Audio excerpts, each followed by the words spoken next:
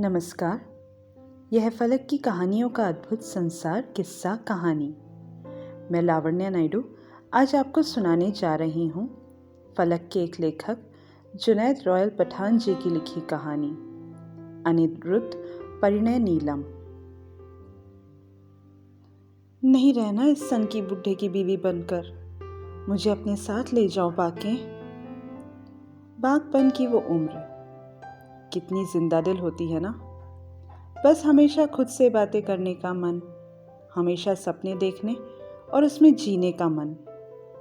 लेकिन मेरा मन पिछली 26 अप्रैल से मेरा नहीं रहा।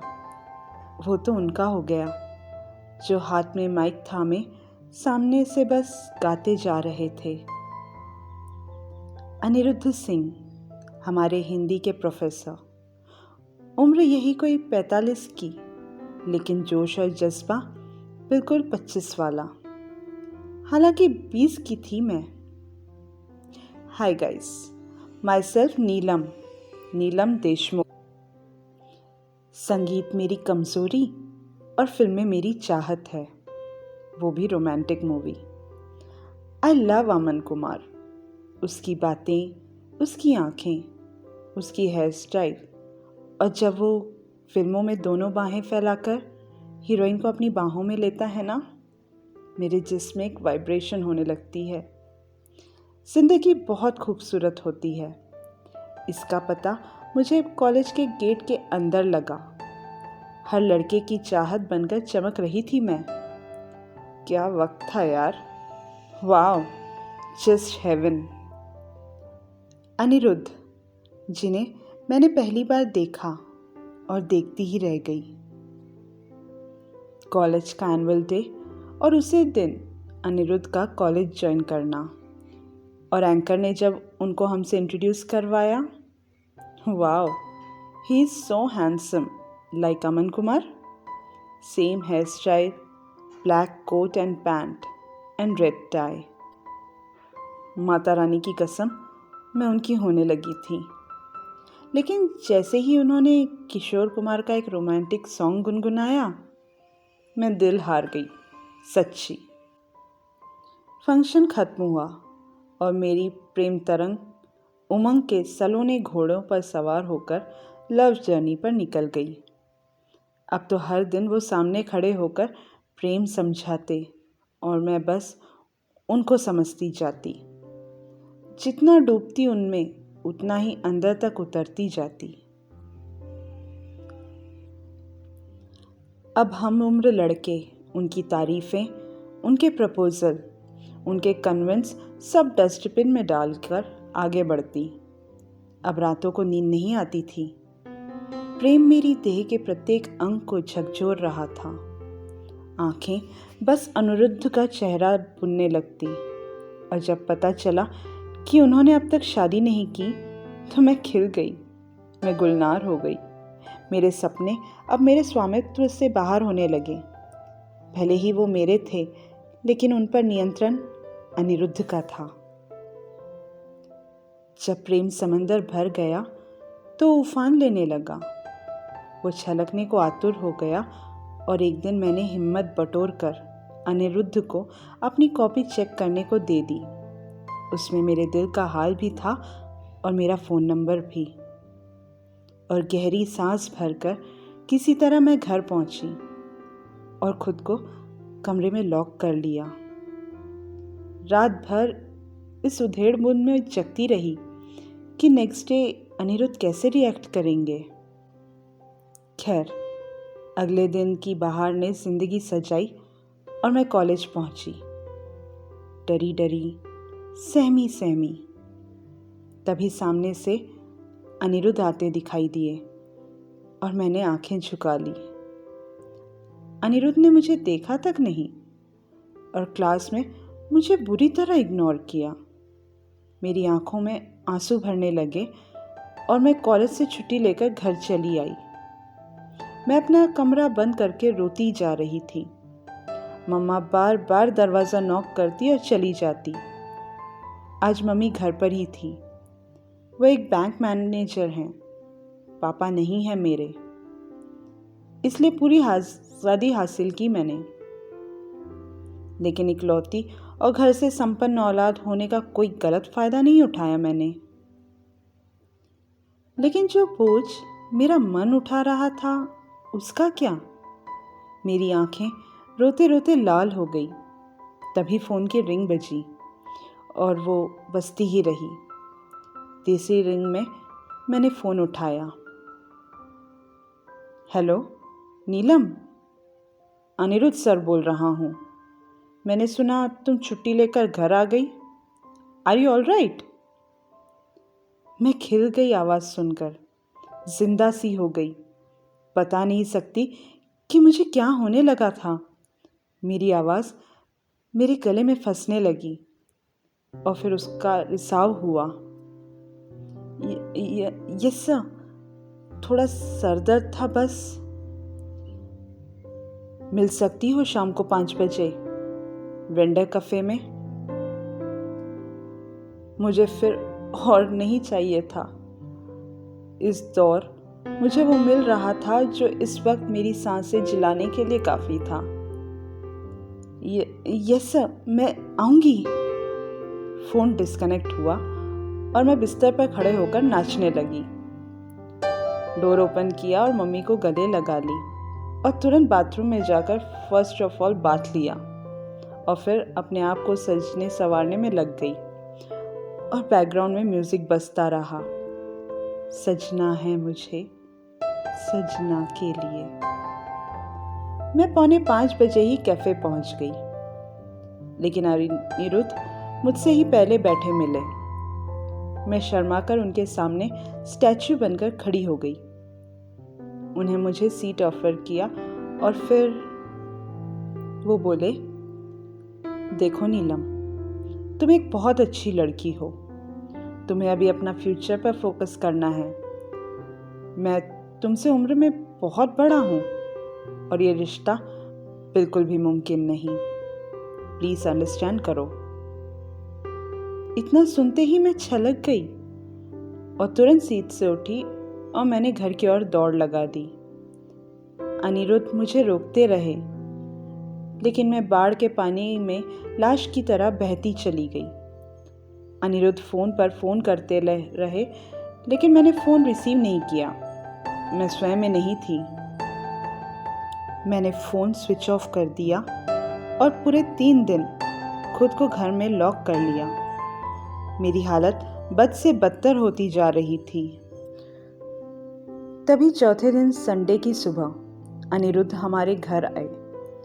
उन्होंने मम्मा से बात की और मम्मा उन्हें मेरे रूम में ले आई और बाहर चली गई, लेकिन वो दरवाजे पर कान लगाए खड़ी रही। अनिरुद्ध ने कुर्सी मेरे सिरहाने तक खिसकाई और बोले, क्यों कर रही हो ये सब? क्यों? तुम समझती क्यों नहीं? मैं तुम्हारी रॉन्ग चॉइस हूँ। रॉन्ग टर्न ले रही हो तुम। ये रिश्ता, न जाने मुझ में कहाँ से जान आ गई और मैं भूल गई कि अनिरुद्ध मेरे शिक्षक हैं। मैंने रजाई एक और फेंक कर हुंकार करके बोला, यही कहना चाहते हो ना कि ये रिश्ता कभी नहीं बन सकता? तो क्यों बैठे हो इधर? चले जाओ। Get out. Mister Aniruddh, get out. और इतना कहकर मैं बेहोश हो गई। आँख खुली कुछ घंटे बाद सामने डॉक्टर थे। आँख में आंसू लिए मम्मा थी और थे अनिरुद्ध। मम्मा डॉक्टर के साथ बाहर चली गई और अनिरुद्ध मेरे करीब आए। अब कैसा महसूस कर रही हो नीलम? मैंने तपाक से जवाब दिया, आपसे मतलब? इतने में मम्मा भी रूम में आ गई और बोली, सब पता चल चुका है मुझे। शुरू में सोचकर जान ही निकल रही थी। मैं मानती हूँ ये रिश्ता बेमेल है, लेकिन मुझे पूरा भरोसा है तुम दोनों इस बेमेल रिश्ते में ज़रूर रंग भर कर इसे संवार दोगे। अनिरुद्ध तुमसे शादी करने के लिए तैयार है नीलम। मुझे एक झटका सा लगा और मैं मुंह फाड़ कर मम्मा को देखने लगी। और फिर मैंने अनिरुद्ध को देखा तो वो कुछ सोच रहे थे, लेकिन उनकी स्माइल जब मुझ पर गिरी तो फिर मैं उठी शादी के मंडप पर अनिरुद्ध के हाथों से मंगलसूत्र पहनने। सपना ही था ये कि हम एक हो चुके थे। मैं अनिरुद्ध की ब्याहता बनकर बहुत खुश थी। कोई 2 साल हो चुके थे हमारे विवाह को, लेकिन अभी तक कोई संतान नहीं हुई थी। बढ़ती उम्र की वजह से अनिरुद्ध में कोई जेनेटिक प्रॉब्लम होने लगी थी, लेकिन मुझे कोई प्रॉब्लम नहीं थी। वो अपना इलाज करवा रहे थे। शादी के बाद मैं और निखरने लगी और मेरी देह और अधिक खिलने लगी। जब भी घर से बाहर निकलती तो हर आंख मुझ पर उठने लगी और फिर सुनने को मिलने लगा, न जाने क्या देखा इसने प्रोफेसर में। ज़रूर बेचारी गरीब घर से होगी, वरना बुढ़े से ब्याह नहीं करती। कोई मजबूरी रही होगी। इन बातों का प्रभाव शुरू में तो नहीं हुआ, लेकिन फिर होने लगा। क्या मैंने वास्तव में गलती कर दी थी? अनिरुद्ध मुझे बीवी की तरह कम और बेटी की तरह ज़्यादा ट्रीट करते थे। बहुत ख्याल रखते थे वो मेरा, लेकिन क्या मैं यही चाहती थी? मैं धीरे धीरे उदास रहने लगी। तभी दरवाजे पर नॉक हुई। मैंने डोर ओपन किया। सॉरी मैडम, आपको डिस्टर्ब किया, लेकिन प्रोफेसर साहब का पार्सल आया है। वह युवक जो पार्सल लेकर आया था मुझे बार बार ऊपर से नीचे घूरने लगा और न जाने क्या था उसमें कि मैं दरवाजे की दहलीज पर ही खड़ी रही और जब चेतना लौटी तो झेप कर दरवाज़ा बंद कर लिया। लेकिन वह युवक जो मुझसे यही कोई 2-3 साल बड़ा होगा समझ चुका था कि मैं उसकी फिज़िक और पर्सनालिटी से इम्प्रेस हो चुकी थी। अब चाहे छत पर कपड़े डालूं या टेरेस पर यूं ही टहलूं, बालकनी में खड़ी हो जाऊं, वो हर जगह से मुझे घूरने लगा। शुरुआत में मुझे उस पर गुस्सा आने लगा, लेकिन फिर मैं भी खिड़की के पर्दे से पीछे से छिप छिप कर उसे देखने लगी। न जाने अब क्यों उसका चेहरा और उसकी अदाएं ही मुझे याद रहने लगी। जलता गैस, उबलता दूध खोई खोई रहने लगी। तभी फ़ोन की रिंग बजी और मैंने रिसीव करके हेलो बोला। वो ठीक खिड़की के नीचे खड़ा होकर मुझे फ़ोन करने लगा। शुरुआत में मैंने फ़ोन काटना शुरू किया और फिर वो वक्त आया जब मैं कभी नहीं चाहती थी उसका फ़ोन कटे। अनिरुद्ध इन सबसे बेखबर थे और मैं होश में रहकर बहाने बनाकर रातों को उठकर टॉयलेट बाथरूम में जाकर उससे बात करने लगी। बाके नाम था उसका। और अब आलम यह हो गया कि मैं छोटी से छोटी बात पर अनिरुद्ध से लड़ने लगी, खफा रहने लगी। मैं शायद अब प्रेम में थी। अनिरुद्ध के प्रति अपने आकर्षण को मैंने गलती से प्रेम समझ लिया था। शादी के बाद पता चला कि अनिरुद्ध बिल्कुल रोमांटिक नहीं, किताबी कीड़े हैं, सनक रहती हैं उन्हें कुछ न कुछ करते रहने की। लेकिन बाकी के पास भरपूर समय था प्रेम के लिए। हम मिलने लगे, एक दूसरे की बाहों में कैद रहने लगे, लेकिन अभी भी मैंने उसे देह अर्पण नहीं की, क्योंकि मेरे गले का मंगलसूत्र और मांग का सिंदूर इसकी आज्ञा नहीं दे रहा था। फिर न जाने कैसे मम्मा आ पहुंची और मुझे कठिनाई होने लगी बाकी से बात करने और मिलने से। मैं फ्रस्ट्रेटेड रहने लगी और मुझे अनिरुद्ध से भी खींच उठने लगी। बात बात पर मैं उनसे झगड़ने लगी और अब तो मम्मा के सामने भी। और एक दिन जब सब दरवाजे बंद होते दिखे तो मैंने रात को उठकर आंसू पोंछकर ड्राइंग रूम में आकर बाके को फ़ोन लगाया। नहीं रहना मुझे इस सन की बुड्ढे की बीवी बनकर। मुझे अपने साथ ले जाओ बाके, प्लीज़, मैं तुम्हारी होना चाहती हूँ। उधर से फ़ोन डिस्कनेक्ट हो गया। ड्राइंग रूम की बत्ती जल उठी। अनिरुद्ध ठीक मेरे सामने खड़े थे और बोले, साथ नहीं ले जाएगा वो, क्योंकि इसके लिए उसे अपनी बीवी को तलाक देना होगा, और जो उसके लिए मुमकिन नहीं। कुछ बंकिम नेवारा नाम है उसका। यहीं गली चौक के पास अपना एक कुरियर ऑफिस है उसका, जो उसके ससुराल वालों ने खुलवाया है। 2 बच्चे हैं उसके। शादी नहीं करेगा वो, और उसे करनी भी नहीं चाहिए, नहीं तो बहुत सी जिंदगियां बर्बाद हो जाएंगी। लेकिन फिर भी तुम दोनों अडिग रहे तो मुझे कोई प्रॉब्लम नहीं। तुम दोनों इस तरह बाहर मिलते रहोगे तो मेरी इज्जत, जो मेरी पूर्वजों की विरासत भी है, सब खाक में मिलती जा रही है, और एक दिन पूरी ज़मीन में समा जाएगी। एक अच्छा बेटा था मैं। शादी के लिए इसलिए लेट हो गया क्योंकि 4 बहनें ब्याहनी थी। पिताजी छोटी उम्र में छोड़कर चल बसे, और माँ जवानी की मझधार पर। मेरे पीठ पीछे घर बुलाओगी तो लोग थूकेंगे मेरे ऊपर। मेरे घर पर रहने पर बुलाओगी तो कोई शक नहीं करेगा, बल्कि दरवाज़ा भी मैं ही खोलूँगा, और उसे गेट तक विदा करके भी मैं ही आऊँगा। और मेरे सामने फ़ोन से मैं बात कर सकती हो तुम, कोई डर नहीं। बल्कि तुम्हारे मम्मा के जाते ही मैं अपना बिस्तर ड्राइंग रूम में लगा लूँगा। मैं तो पहले ही कह रहा था नीलम, तुम गलत डिसीजन ले रही हो। अगर तुम्हारी जान पर न बनती तो मैं कभी तुमसे शादी के लिए हाँ नहीं कहता। खैर, अब बिल्कुल मत डरना। चाहे तो आज से घर के अंदर ये मंगलसूत्र उतार कर, मांग पोंछ कर तुम एक कुंवारी लड़की सा जीवन भी जी सकती हो। मुझे कल जल्दी कॉलेज जाना है तो मैं सोने जा रहा हूँ। Good night. सोते वक्त दवाई ज़रूर ले लेना। मेरी आत्मा मुझ में ही गलकर गिरने लगी।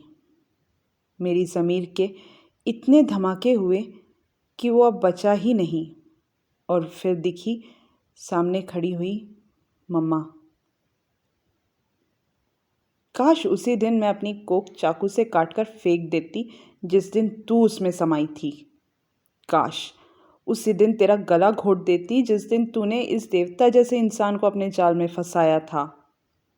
नीच, इतना गिरा कोई भी ना हुआ होगा हमारे कुल में। मैं तो फिर भी जिंदा रहकर तुझे धिक्कार सकती हूँ, लेकिन तेरे बाप की आत्मा का वो मखौल उड़ रहा होगा जो उन्हें वहाँ भी चैन से न जीने दे रहा होगा। मैं भी यही कर सकती थी जवान उम्र में, विधवा हुई थी, लेकिन मैं उम्र भर मरे हुए की ब्याहता बनकर अपना पति धर्म निभाती रही।